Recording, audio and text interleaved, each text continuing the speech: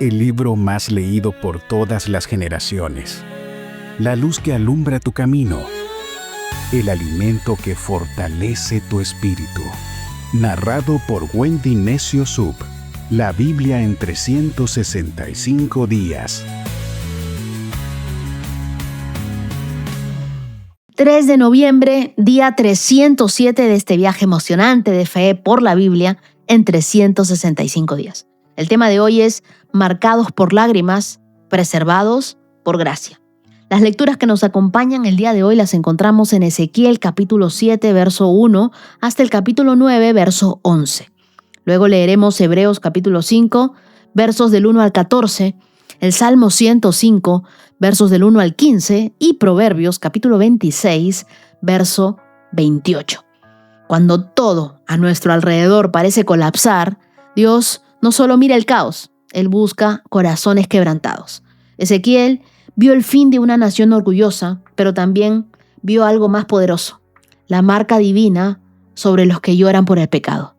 No eran los más fuertes ni los más influyentes, eran los que seguían sensibles a la voz de Dios en medio del juicio.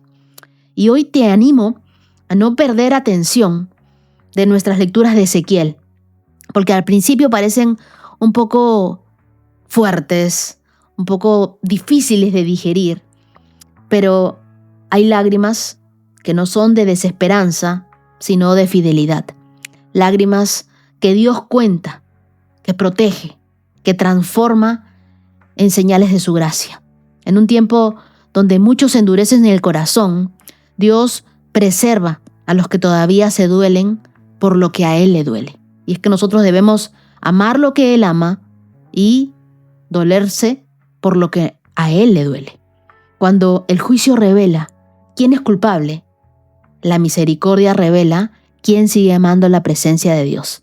En este episodio veremos que los que son marcados por lágrimas no son los que huyen del fuego, sino los que lo atraviesan con pureza.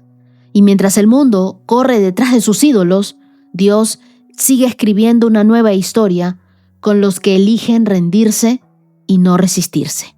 Hoy quiero compartirte un testimonio que viene desde Australia y no sabes cuánto me emociono. Pedro nos escribe con el corazón lleno de gratitud. Él viajó hasta Australia para representar a su país en el Mundial de Triatlón y dice que Dios estuvo en cada detalle. Todo salió excelente. Él mismo participó y su amigo, a quien también apoyó, quedó en el puesto 13 a nivel mundial, una hazaña que celebra con alegría y con humildad. Pero en ese viaje no solo había sido deportivo, había sido espiritual y también emocional. En medio de su entrenamiento, Pedro llevaba en oración una decisión muy importante: pedirle matrimonio a su novia Sophie. Después de buscar la guía de Dios, de recibir consejo sabio y de sentir paz en su corazón, el jueves 23 de octubre sería el día en el que él entregaría el anillo de compromiso. Pedro me escribió con palabras llenas de amor y de fe. Sophie, desde que te vi por primera vez, algo en mi interior nació. Fue como un flechazo que poco a poco el tiempo y Dios ha ido confirmando. Estoy intensamente agradecido con Dios y con la vida por tenerte a mi lado y prometo dar lo mejor de mí cada día para crecer como persona y como pareja. Sé que el Señor nos tiene cosas grandes. Te amo y que Dios nos bendiga por toda la vida. Sophie también dio un paso muy especial recientemente. Se bautizó, entregando su vida a Jesús. Y juntos están creciendo en la fe mientras escuchan este podcast 365 con Dios. Pedro finaliza diciéndome: yo quiero animar a quienes como yo están esperando dirección, que pongan su relación en manos de Dios. Tomar una decisión así no se trata solo de sentimientos, sino de la confirmación del Señor y del consejo de personas sabias. Pedro, celebramos todos contigo este momento tan especial y con Sophie y oramos para que el amor que los une sea un reflejo del amor de Cristo, firme, paciente y que nunca deja de ser. Ahora, después de ponernos románticos y yo que estoy aquí en el crucero con mis hermanas, ¿a quién tendrá Dios para mí, Dios mío? Bueno, vamos a orar. Señor, marca nuestros corazones con tu compasión. Haznos sensibles a tu voz.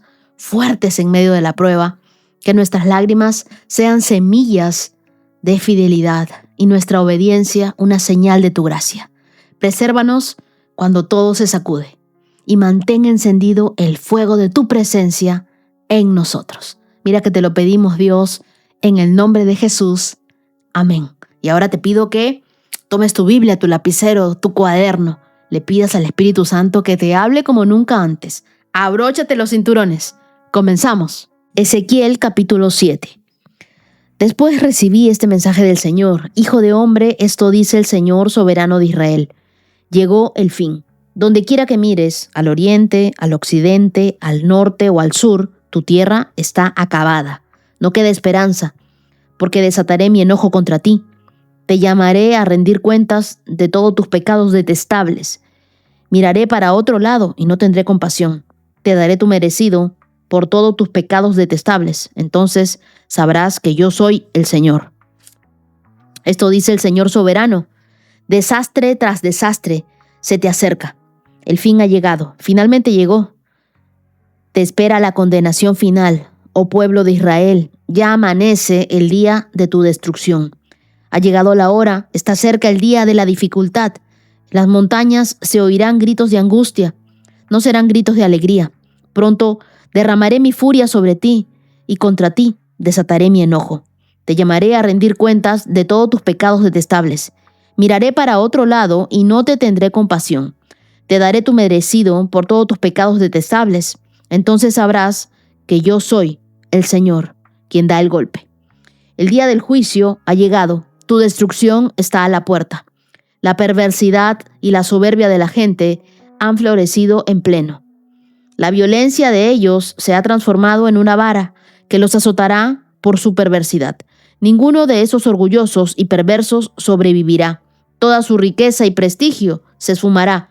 Sí, ha llegado la hora. Este es el día.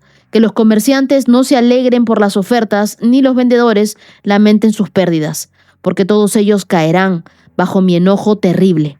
Aunque los mercaderes sobrevivan, jamás regresarán sus negocios, pues lo que Dios ha dicho se aplica a todos, sin excepción. No se cambiará. Ninguna persona que viva descarriada por el pecado se recuperará jamás. Suena la trompeta para movilizar al ejército de Israel, pero nadie presta atención, porque me he enfurecido contra todos ellos. Fuera de la ciudad hay guerra, dentro de la ciudad enfermedades y hambre. Todos los que están fuera de las murallas de la ciudad morirán al filo de espadas enemigas. Los que estén dentro de la ciudad morirán de hambre y enfermedades. Los sobrevivientes que escapen hacia las montañas gemirán como palomas sollozando por sus pecados. Sus manos colgarán sin fuerza. Las rodillas les quedarán débiles como el agua. Se vestirán de tela áspera. El horror y la vergüenza los cubrirán. Se afeitarán la cabeza en señal de dolor y remordimiento. Arrojarán su dinero a la calle. Lo tirarán como si fuera basura. Ni su plata ni su oro los salvará. Cuando llegue ese día del enojo del Señor, no los saciarán ni los alimentarán, porque su avaricia solo los hace tropezar. Estaban orgullosos de sus hermosas joyas y con ellas hicieron ídolos detestables e imágenes repugnantes. Por lo tanto, haré que todas sus riquezas les resulten asquerosas.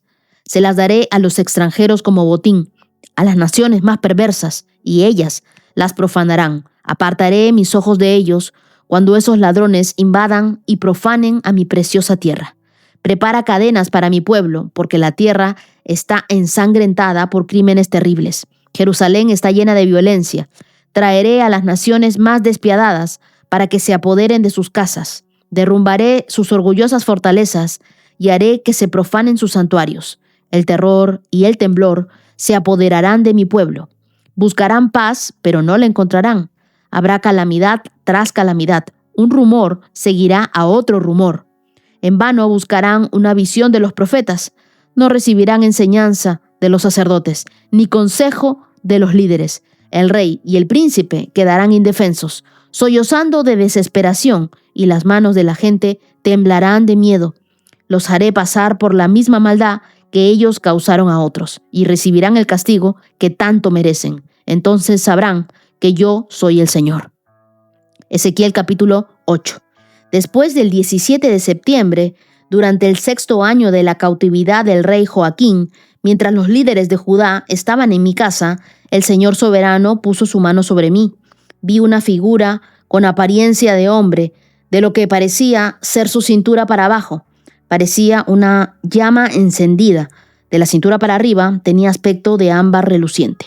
Extendió algo que parecía ser una mano y me tomó del cabello. Luego el Espíritu me elevó al cielo y me transportó a Jerusalén en una visión que procedía de Dios. Me llevó a la puerta norte del atrio interior del templo, donde hay un ídolo grande que ha provocado los celos del Señor. De pronto estaba allí la gloria del Dios de Israel, tal como yo lo había visto antes en el valle. Entonces el Señor me dijo: Hijo de hombre, mira hacia el norte. Así que miré hacia el norte y junto a la entrada de la puerta que está cerca del altar estaba el ídolo que tanto había provocado los celos del Señor. Hijo de hombre, me dijo, ¿ves lo que hacen? ¿Ves los pecados detestables que cometen los israelitas para sacarme de mi templo? Pero ven y verás los pecados aún más detestables que estos. Luego me llevó a la puerta del atrio del templo, donde pude ver en un hueco en el muro. Me dijo: Ahora, hijo de hombre, cava en el muro. Entonces cavé en el muro y hallé una entrada escondida. Entra, me dijo, y mira los pecados perversos y detestables que cometen ahí. Entré y vi las paredes cubiertas con grabados de toda clase de reptiles y criaturas detestables.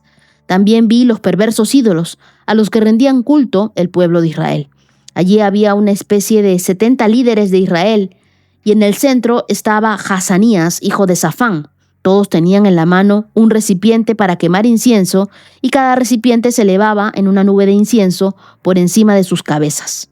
Entonces el Señor me dijo: Hijo de hombre, ¿has visto lo que los líderes de Israel hacen con sus ídolos en los rincones oscuros?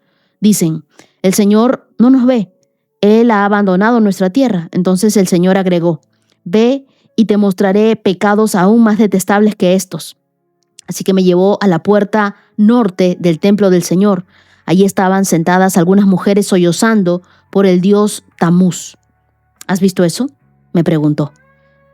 Pero te mostraré pecados aún más detestables. Entonces me llevó al atrio interior del templo del Señor, en la entrada del santuario, entre la antesala y el altar de bronce. Había unos 25 hombres de espaldas al santuario del Señor. Estaban inclinados hacia el oriente, rindiendo culto al sol.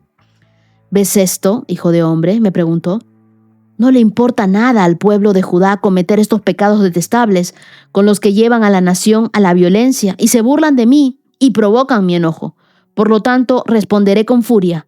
No les tendré compasión, ni les perdonaré la vida, y por más que clamen por misericordia, no los escucharé.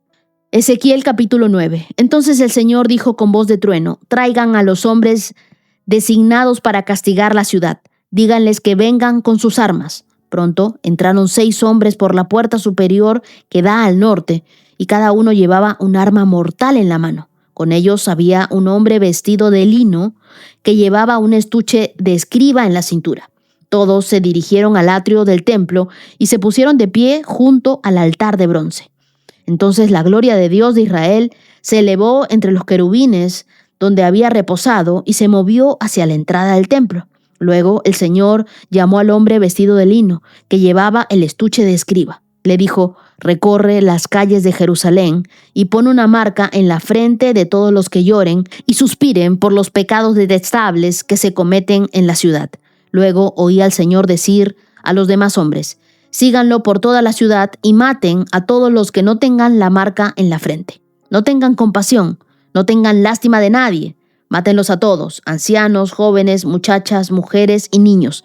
Sin embargo, no toquen a ninguno que tenga la marca. Comiencen aquí mismo, en el templo. Entonces ellos comenzaron matando a los 70 líderes. Contaminen el templo, mandó el Señor. Llenen los atrios de cadáveres. Vayan. Entonces ellos salieron y comenzaron la masacre por toda la ciudad. Mientras mataban a la gente, yo me quedé solo.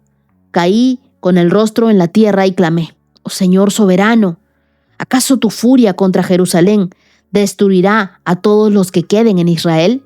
Me contestó: los pecados del pueblo de Israel y Judá son muy, pero muy grandes. La tierra está llena de homicidios. La ciudad está colmada de injusticia. Ellos dicen, el Señor no lo ve.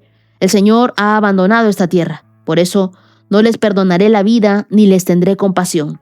Les daré todo su merecido por lo que han hecho. Luego regresó el hombre vestido de lino que llevaba el estuche de escriba e informó, ya hice lo que me ordenaste.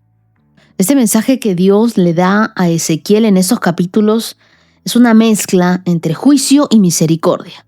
Por un lado, el capítulo 7 describe el colapso total de Jerusalén, el fin del sistema corrupto, de las riquezas idólatras y del orgullo nacional. Pero, a la vez en el capítulo 9, Dios revela que hay un grupo que será marcado y preservado, los que lloran por el pecado. En los versos 2 y 3 de Ezequiel capítulo 7, se nos dice, llegó el fin, donde quiera que mires, al oriente, al occidente, al norte o al sur, tu tierra está acabada, no quede esperanza, porque desataré mi enojo contra ti, te llamaré a rendir cuentas de todos tus pecados detestables. Ezequiel no está viendo solo un juicio histórico, está viendo el reflejo del corazón de Dios frente a una generación que lo reemplazó por sus ídolos.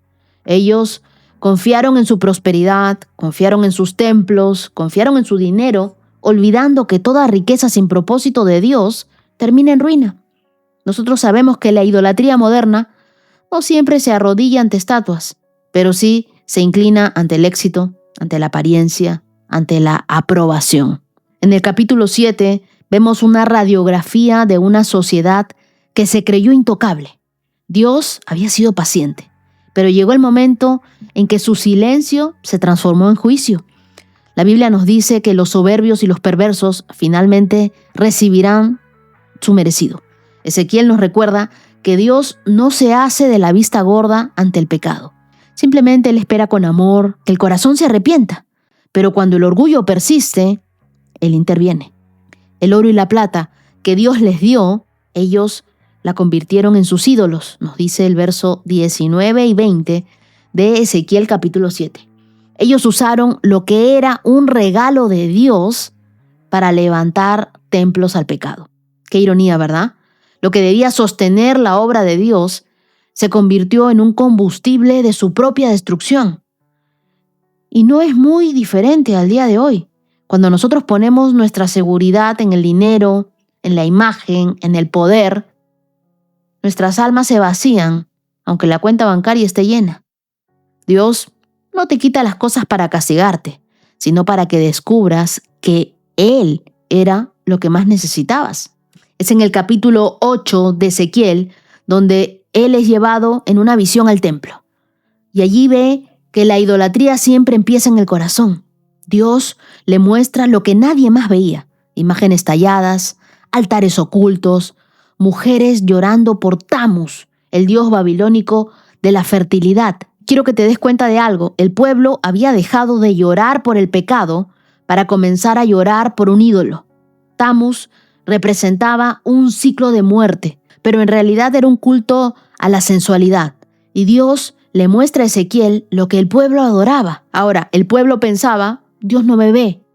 Y la pregunta sigue vigente.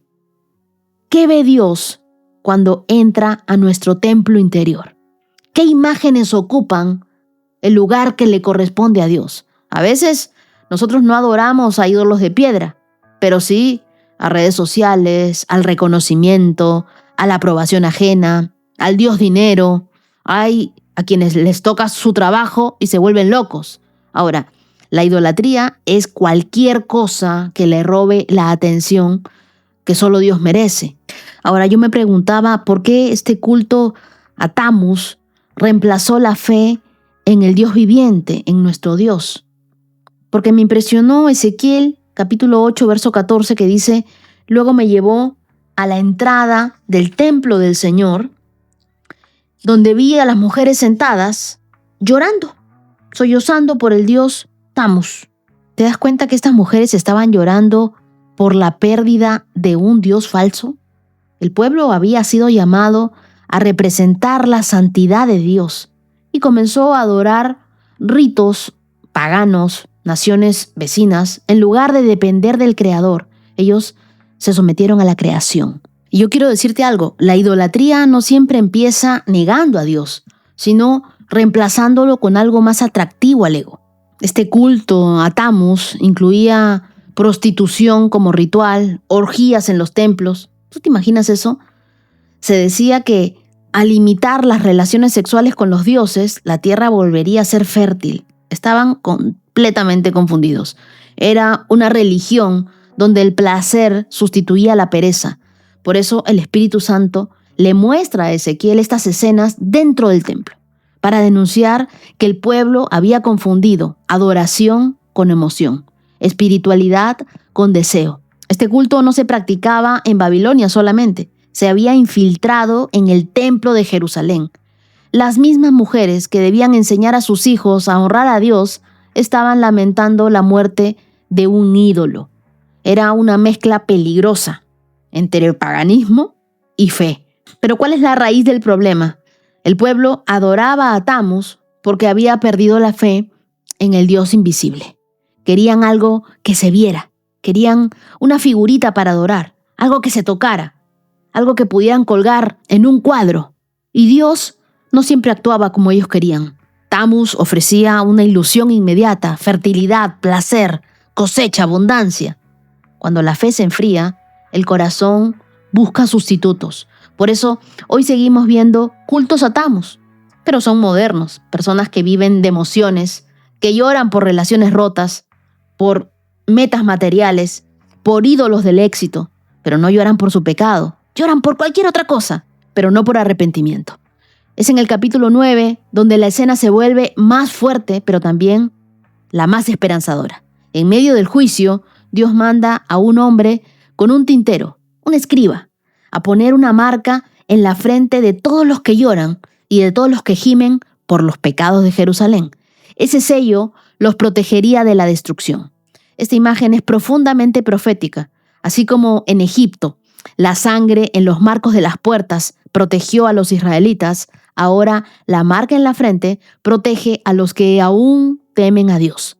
Es un recordatorio de que Dios siempre distingue a los fieles en medio del caos. El juicio empieza por la casa de Dios. Nos lo dice 1 de Pedro capítulo 4, verso 17. Pero también la misericordia empieza allí, con los que se duelen al ver el pecado y buscan purificarse. Dios sigue buscando hombres y mujeres que marquen la diferencia, no con palabras, sino con lágrimas que claman por restauración. Así que examina tus tesoros. ¿En qué está puesta tu seguridad? Si mañana todo colapsara, ¿tu fe permanecería? Destruye todo ídolo interno. No esperes a que Dios los derribe. Entrégaselos voluntariamente. Lo que sueltes tú por amor, Dios lo transformará en propósito. Sé parte de los marcados. Llora por el pecado, no por el castigo. Gime por tu generación, por tu familia. Ora por tu iglesia. Esas lágrimas son las que Dios reconoce como una marca de fidelidad. Y ora hoy conmigo y dile: Señor, examina mi corazón, muéstrame los ídolos que he levantado sin darme cuenta. Yo no quiero un templo hermoso sin tu presencia, ni una vida próspera sin tu dirección. Pon tu marca sobre mí, sobre mi casa y sobre todos los que te buscan con sinceridad. Hazme llorar por lo que a ti te duele y levantarme por lo que a ti te apasiona. Hoy oro en el nombre de Jesús. Amén. Hebreos capítulo 5, verso 1. Todo sumo sacerdote es un hombre escogido para representar a otras personas en su trato con Dios. Él presenta a Dios las ofrendas de esas personas y ofrece sacrificios por los pecados. Y puede tratar con paciencia a los ignorantes y descarriados, porque él también está sujeto a las mismas debilidades. Por esa razón, debe ofrecer sacrificios tanto por sus propios pecados como por los del pueblo. Y nadie puede llegar a ser un sumo sacerdote solo porque desee tener ese honor. Tiene que ser llamado por Dios para ese trabajo, como sucedió con Aarón. Por eso Cristo no se honró a sí mismo haciéndose sumo sacerdote, sino que él fue elegido por Dios, quien le dijo: tú eres mi hijo, hoy he llegado a ser tu padre. Y en otro pasaje, Dios también le dijo: tú eres sacerdote para siempre, según el orden de Melquisedec. Mientras estuvo aquí en la tierra, Jesús ofreció oraciones y súplicas con gran clamor y lágrimas al que podía rescatarlo de la muerte. Y Dios oyó sus oraciones por la gran reverencia que Jesús le tenía. Aunque era hijo de Dios, Jesús aprendió obediencia por las cosas que sufrió. De ese modo, Dios lo hizo apto para ser el sumo sacerdote perfecto. Y Jesús llegó a ser la fuente de salvación eterna para todos los que lo obedecen. Y Dios lo designó sumo sacerdote según el orden de Melquisedec. Nos gustaría decir mucho más sobre este tema, pero es difícil de explicar, sobre todo porque ustedes son torpes espiritualmente y tal parece que no escuchan. Hace tanto que son creyentes que ya deberían estar enseñando a otros. En cambio, necesitan que alguien vuelva a enseñarles las cosas básicas de la palabra de Dios.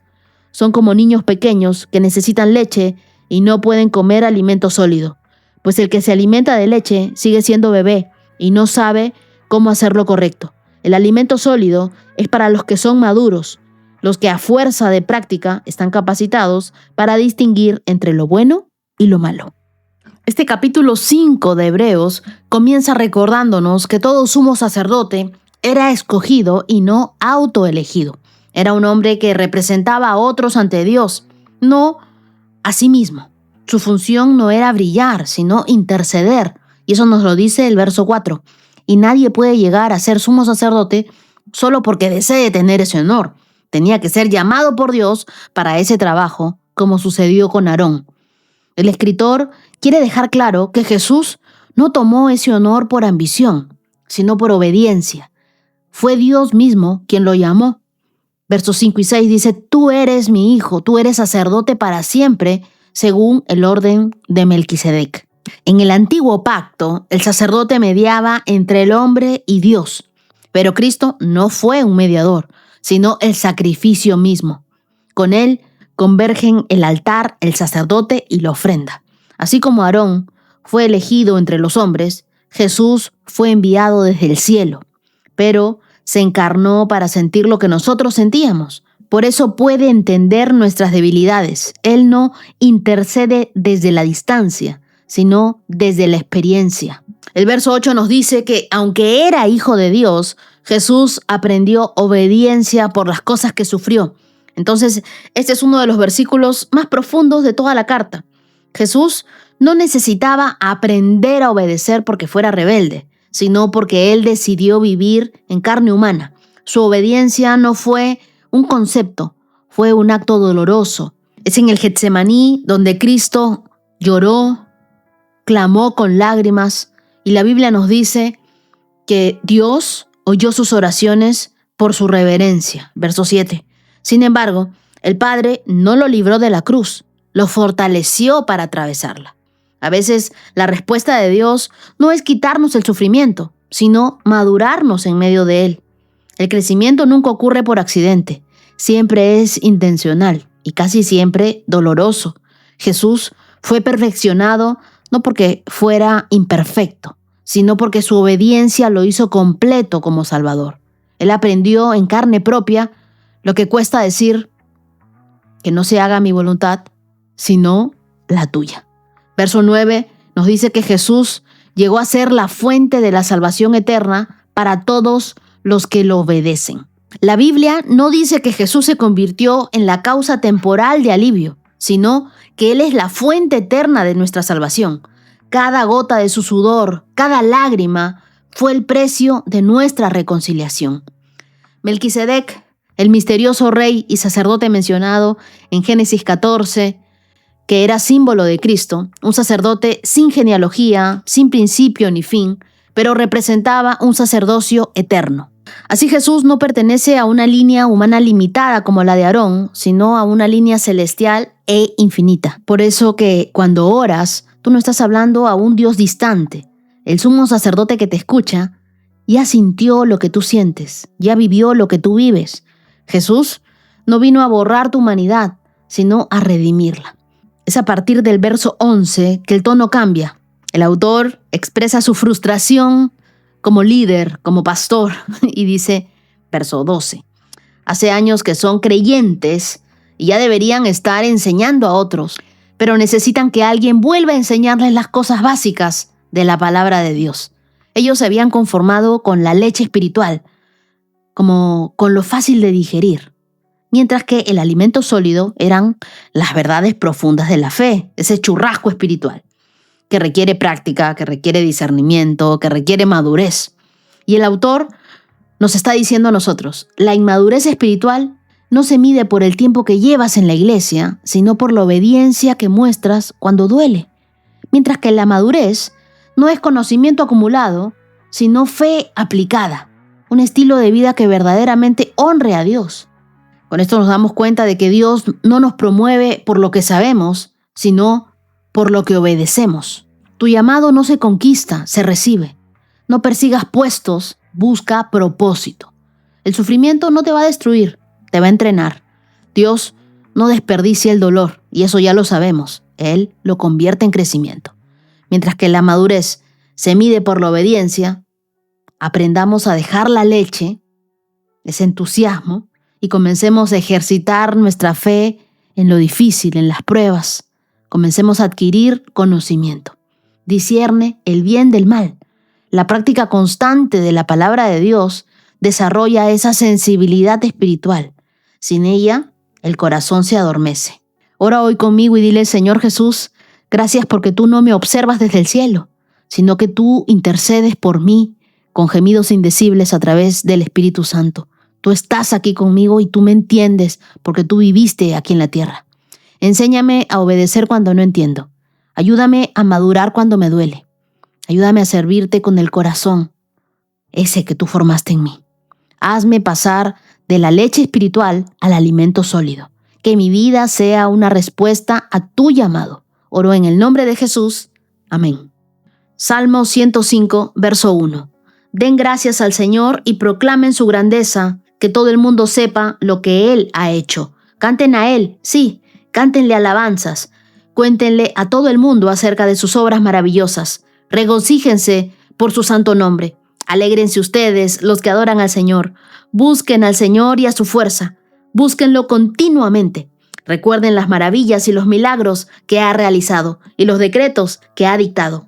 Ustedes, hijos de su siervo Abraham, descendientes de Jacob, los elegidos de Dios. Él es el Señor nuestro Dios. Su justicia se ve por toda la tierra. Siempre se atiende a su pacto, al compromiso que adquirió con 1000 generaciones. Ese es el pacto que hizo con Abraham, el juramento que le hizo a Isaac. Se lo confirmó a Jacob con un decreto y al pueblo de Israel con un pacto eterno. Te daré la tierra de Canaán como tu preciosa posesión. Eso lo dijo cuando eran unos pocos, un pequeño grupo de extranjeros en Canaán. Anduvieron de nación en nación, de un reino a otro. Sin embargo, Él no permitió que nadie los oprimiera. A favor de ellos, les advirtió a los reyes: no toquen a mi pueblo elegido, ni hagan daño a mis profetas. En el verso 1 comienza con una invitación a mirar hacia atrás, pero hacerlo sin nostalgia, hacerlo con gratitud. Dice, den gracias al Señor y proclamen su grandeza, que todo el mundo sepa lo que Él ha hecho. Es un canto que recorre la historia del pueblo de Dios, no para presumir su pasado, sino para recordar la fidelidad de aquel que nunca cambia. El salmista nos enseña que la verdadera adoración nace del recuerdo, cuando la memoria se llena de lo que Dios ha hecho. La boca se llena de alabanza, por eso dice en el verso 2, canten a Él. Sí, cántenle alabanzas, cuéntenle a todo el mundo acerca de sus obras maravillosas. Adorar no es solo cantar, es narrar lo que Dios ya ha hecho contigo. Cada testimonio que tú compartes es un eco de su gloria. Tu historia con Dios es el mensaje más poderoso que tú puedes compartir con otros. En los versos 3 y 4 se nos dice, regocíjense por su santo nombre. Alégrense ustedes, los que adoran al Señor. Busquen al Señor y a su fuerza. Búsquenlo continuamente. Yo lo tengo resaltado en mi Biblia. El secreto de una vida firme no está en la fuerza personal, sino en buscar constantemente la fuerza de Dios. El verbo buscar implica un hábito, no un evento. Buscar a Dios nos demanda a nosotros continuidad, perseverancia. No es algo de un día, es algo que ya venimos haciendo 307 días, incansables, sin dejar de buscar a Dios. Y no se trata de un encuentro esporádico con Dios, sino de una relación diaria. Hace poco me tocó asistir a un retiro como expositora, como conferencista. Y me di cuenta de que hay una gran diferencia. Yo antes ya había asistido a estos retiros espirituales, y ya antes había dado temas, pero no los había dado después de haber leído la Biblia durante tantos días. Es decir, mi comunión con Dios, mi discernimiento espiritual, todo había cambiado en mí. Es más, hasta el mismo temor que yo tenía de hablar en público ha ido cambiando, porque el Espíritu Santo te va capacitando a medida de que tú lo vas buscando, y cosas que antes tú no hacías, ahora se convierten en tu estilo de vida. Tu oído está más afinado a la voz de Dios. Ya sabes qué cosas vienen de Dios y qué cosas no vienen de Dios. Ya sabes quiénes te hablan para adularte y quiénes se acercan a ti para obtener un consejo. El salmista no dice, busquen su ayuda, sino busquen su fuerza. En otras palabras, no busques solo lo que Él puede hacer por ti. Busca quién es Él. Cuando tú buscas el rostro de Dios más que su mano, encuentras ambos. El verso 5 nos dice, recuerden las maravillas y los milagros que ha realizado. Por eso es tan importante contar testimonios, porque eso nos recuerda las maravillas y los milagros que Dios hace y que sigue haciendo hoy. El pueblo de Israel tendía a olvidar. Después de cada milagro aparecía una nueva queja. Y ellos, en vez de dar alabanzas, daban puras quejabanzas. Por eso este salmo insiste, y yo le he puesto ahí al costado, memoria espiritual, a tener memoria de las cosas que Dios hace por nosotros. Recordar lo que Dios hizo es un acto de guerra contra la duda. Cada recuerdo fiel es un ancla que nos impide que nosotros nos hundamos en la desesperanza, en el que digamos, ay, Dios nos ha abandonado, Dios no nos va a responder, llevamos años con esta misma petición y nada sucede. Pero cuando tú escuchas un milagro de otro, dices, también puede ocurrir conmigo. Dios también puede hacer un milagro en mi vida. Esto no es exclusivo de algunas personas, esto es para todo. Cuando tú ves la mano de Dios en el presente, recuerda su fidelidad en el pasado. La memoria del creyente no debe estar llena de heridas, sino de señales de su fidelidad. Marca tu Biblia, escríbelo en tu cuaderno, pero recuerda un milagro que Dios haya realizado. Y ten por seguro que Dios también cumplirá ese anhelo profundo de tu corazón. En los versos 8 y 9 dice, siempre se atiende a su pacto, al compromiso que adquirió con 1000 generaciones. Y este es el pacto que hizo con Abraham, el juramento que le hizo a Isaac. Dios no es un hombre que cambia de palabra. Su pacto con Abraham sigue vigente a través de Cristo, quien nos hizo herederos de las promesas. Por eso es que nosotros vamos a comenzar un nuevo año estudiando las promesas de Dios en la Biblia. Una para cada día de los próximos 365 días del próximo año. Yo creo que este salmo celebra ese amor a largo plazo, de ese compromiso que no se agota aunque el pueblo falle. Cuando Dios promete, Él sostiene. Cuando Él dice te daré, no lo dice para motivarte, sino para cumplirlo en su tiempo. La fidelidad de Dios no se mide en días, sino en generaciones. Él es el mismo que bendijo a Abraham, que acompañó a Jacob, que protegió a José en Egipto y sigue siendo el mismo que hoy cuida tu historia. Así que ten por seguro que si Dios ya te dijo algo, Él lo cumplirá. Versos 14 y 15 nos dice, sin embargo, Él no permitió que nadie lo oprimiera. A favor de ellos, desadvirtió a los reyes. No toquen a mi pueblo elegido, ni hagan daño a mis profetas. Aun cuando Israel era un grupo pequeño, Dios lo llamó su pueblo elegido. Eran pocos y eran extranjeros, pero tenían algo que ningún ejército podía ofrecer, la protección de un pacto eterno. Ese mismo favor cubre hoy a los que viven bajo su alianza en Cristo. No se trata de una inmunidad ante el dolor, no, sino de la seguridad en medio del peligro. Dios no prometió que nadie hablaría contra ti. Lo que sí prometió es que ninguna palabra prosperaría. En Isaías capítulo 54, verso 17. Si Dios es tu defensor, tú no necesitas explicar tu causa. Así que haz memoria cada mañana de la fidelidad de Dios. Antes de pedir algo, agradece por lo que Dios ya hizo. ¿Te has puesto a pensar en eso? En vez de comenzar con mi diario de peticiones a Dios, comienza con tu diario de agradecimientos a Dios. Busca su rostro, no solo su mano. Deja que la intimidad con Dios sea la fuente de tu fuerza. Y transmite el pacto. Habla a tus hijos, a tus discípulos, de lo que Dios ha hecho contigo. La fe se hereda por testimonio. Mientras más nosotros damos testimonio, más crece la fe de otras personas. Recordar lo que Dios hizo es la llave que mantiene viva tu fe, aunque aún no lo veas. Acompáñame en una oración y digámosle a Dios: Señor, gracias por cada huella de tu fidelidad en mi historia. Haznos hombres y mujeres que recuerden, que canten, que testifiquen y que transmitan tu grandeza. Cuando nuestra fe se debilite, recuérdanos que tu pacto no se rompe y que tu fuerza no se agota. Que nuestra vida entera sea un testimonio de tu amor que atraviesa 1000 generaciones. Bendice a cada una de nuestras generaciones. Oramos en el nombre de Jesús. Amén. Proverbios capítulo 26, verso 28. La lengua mentirosa odia a sus víctimas y las palabras aduladoras llevan a la ruina. La mentira y la adulación son armas silenciosas que destruyen relaciones, reputaciones y almas. No importa cuán suaves suenen las palabras, cuando nacen del engaño, llevan la semilla del daño. La mentira es una forma de odio encubierto. ¿Te diste cuenta que la Biblia dice la lengua mentirosa odia a sus víctimas?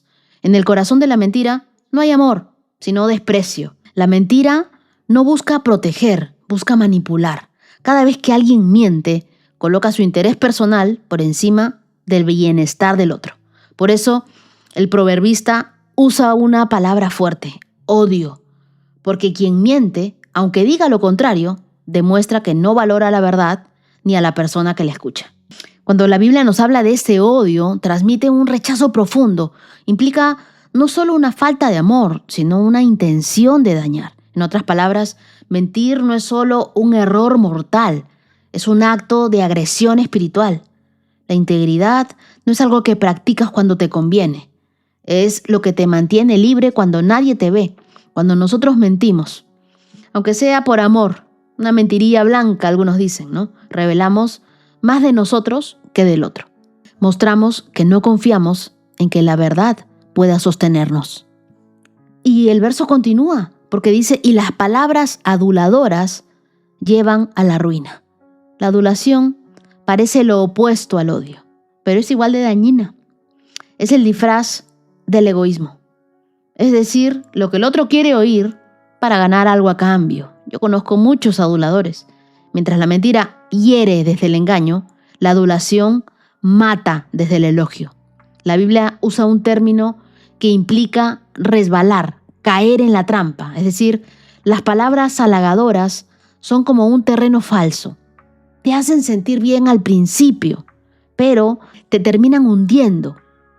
En la cultura del reino, Dios no busca aduladores, sino edificadores. No aquellos que inflan, sino los que forman. El amor verdadero no dice lo que te agrada, sino lo que te transforma. La adulación crea ídolos humanos. La verdad crea discípulos. Yo recuerdo una discípula que siempre me decía: ¡ay, qué lindo, qué bonito mensaje! ¡Qué palabra tan poderosa! Pero cuando me daba la vuelta, cuando yo ya no la lideraba, hablaba diferente. Decía cosas que no correspondían. Incluso se inventó cosas y calumnias de mí. Entonces me di cuenta de que no era sinceridad, era adulación. Porque hay personas que te dicen lo que tú quieres oír, pero no porque te amen, sino porque quieren quedar bien contigo, quieren ganarse tu aprobación. Mientras tú estás presente, son dulces sus palabras. Pero cuando tú te alejas, muestran otro rostro. ¿Te has dado cuenta? Personas: sí, pastor, sí, claro, sí, sonrisitas. Pero cuando les dices algo que no les gusta, ahí la cara les cambió. Ese tipo de personas son peligrosas espiritualmente. Porque como dice el proverbio, las palabras aduladoras llevan a la ruina. Y no es lo que Dios está buscando. Él no quiere labios que aparenten, sino corazones verdaderos, capaces de hablar con amor y también con verdad. La adulación te infla el ego, pero la verdad te forma el carácter.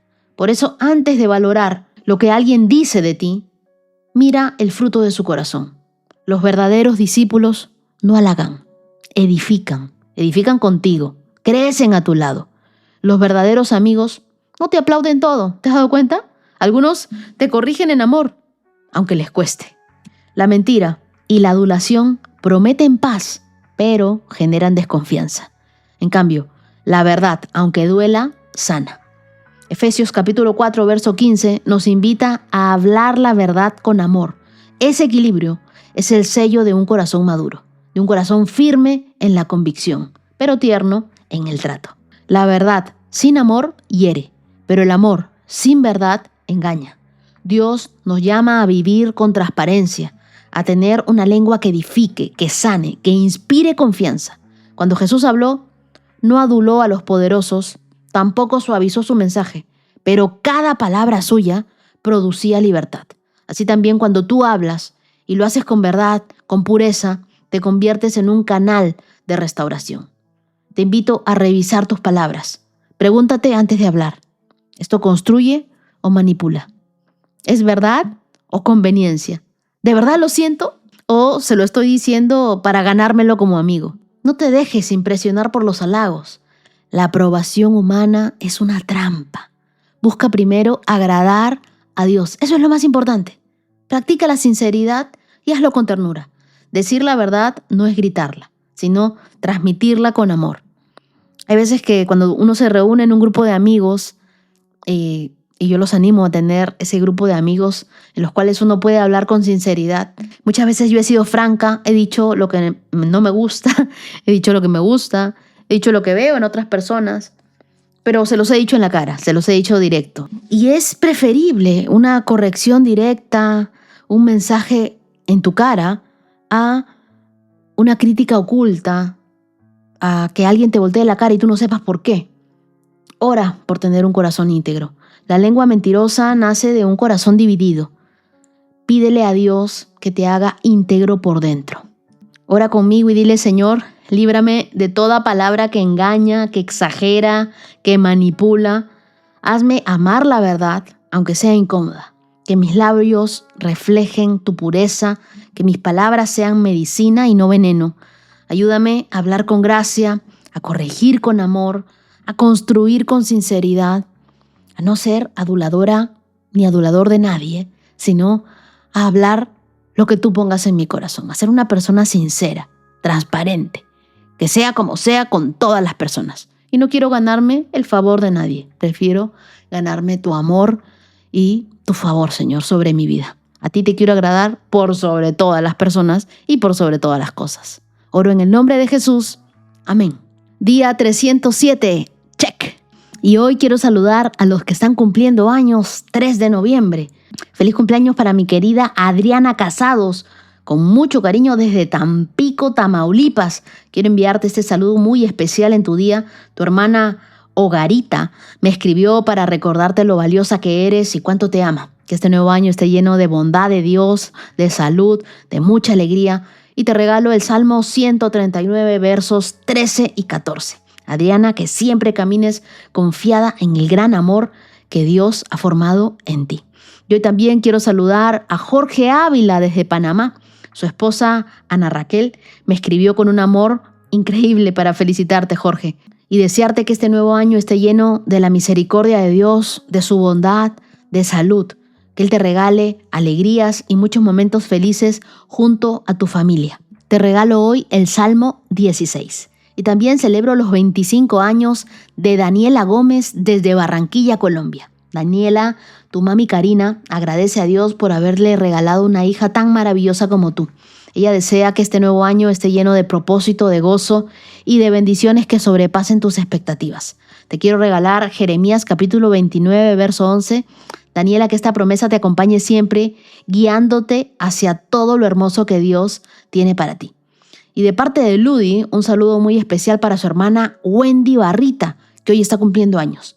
Ludi expresa que, aunque es 7 años mayor, ella siempre ha anhelado estar más unida a ti y ora para que este nuevo año puedan crecer en esa cercanía y en ese amor de hermanas. Quiero regalarles hoy Eclesiastés capítulo 4, verso 9. Y hoy también quiero enviar un saludo muy especial para Georgina Yolanda Retamoso Valdivia, de parte de su hija Eva, que agradece profundamente por haberle enseñado a no rendirse y a activar su fe cada día. Georgina, que el Señor te colme de bendiciones en tu cumpleaños y que renueve tus fuerzas para que sigas siendo de inspiración. Te regalo hoy Isaías capítulo 40, verso 31. Feliz cumpleaños para Joaline Nicole, que el Señor te llene de alegría, de nuevos sueños y de su dulce presencia cada día. Te regalo el Salmo 138, verso 8. Hoy también quiero tomar un momento para agradecer a Dios por un año más de vida de Neferti Martínez. Y celebro con gratitud todo lo que Él ha hecho y seguirá haciendo en ti. Que su presencia te acompañe todos los días de tu vida y que crezcas con fortaleza. Te regalo el Salmo 138, verso 8. Hoy también celebro el cumpleaños de Sandra Narváez. Sandra, tu sobrina y tú son parte de esta gran familia de la Biblia en 365 días y me alegra tanto saber que caminan juntas en la fe, que este nuevo año es una etapa de crecimiento, de alegría y de fortaleza en el Señor. Que cada día puedas recordar lo que dice el Salmo 37, verso 4. Deleítate en el Señor y Él te concederá los deseos de tu corazón. Que tengas un día lleno de paz y de amor. Feliz cumpleaños para Natalie Lu. Gracias por abrir tu Biblia todos los días junto a nosotros. Que este nuevo cumpleaños sea el inicio de una nueva temporada llena de propósito, de gozo y de respuestas a tus oraciones. Te regalo Efesios capítulo 3, verso 20. Feliz cumpleaños desde Cabo San Lucas, México. Hoy celebro el cumpleaños de Denise González, la niña de los ojos de su mamá Mónica.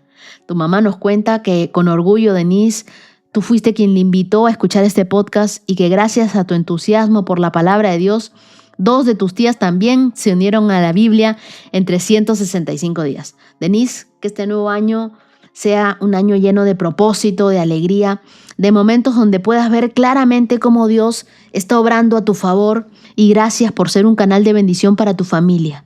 Porque cuando uno se apasiona por Dios, todo cambia. Te quiero regalar el Salmo 89, versos del 21 al 24. Gracias, querida comunidad, por acompañarme hasta aquí. Que tengan un día lleno de paz, de gozo y de la plenitud de que el Espíritu Santo camina con ustedes. Nos vemos mañana con más de la palabra de Dios. Shalom, shalom. 365 con Dios, con Wendy Necio Sub.